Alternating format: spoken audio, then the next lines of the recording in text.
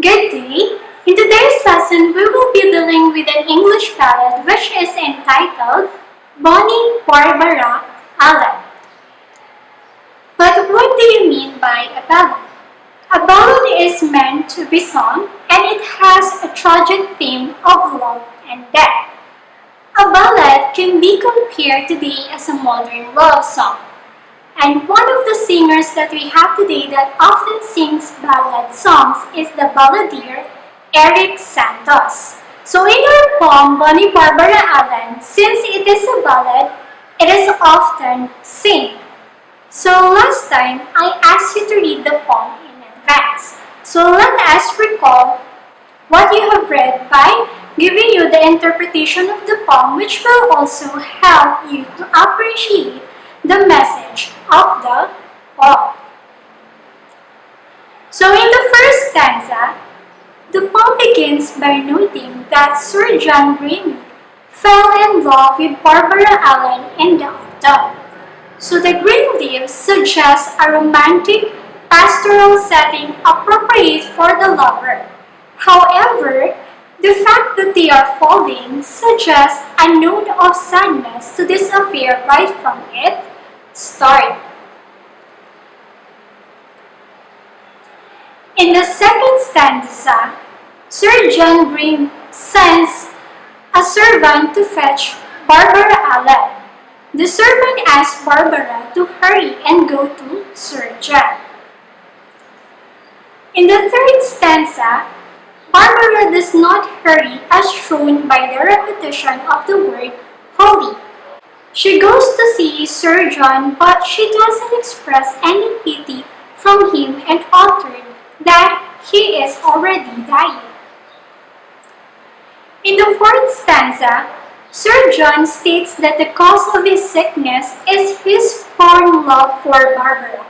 But instead of expressing sympathy, she replies coldly that even though he's feeling forth his love, it would have been better for him if he had never existed. So in the fifth stanza, Barbara explains her coldness to Sir John by referring to an incident during which her feelings were hurt. So Sir John doesn't deny the accusation that Barbara makes. In the sixth stanza, Barbara leaves Sir John. She sighs and remarks that she cannot stay since death has taken hold of him. In the seventh stanza, when Barbara is only 1 to 2 miles away from Sir John, she hears his funeral bell ringing. In each strike of the bell, she hears a mournful note and feels regret for what she has done to cause the death of her true love. In the eighth stanza, Barbara calls out in sadness, asking that her mother prepare her a funeral bed for her because she will die of a broken heart just as she caused Sir John to die for her. In the ninth stanza, Barbara's body is buried near Sir John, and a briar grows above her grave.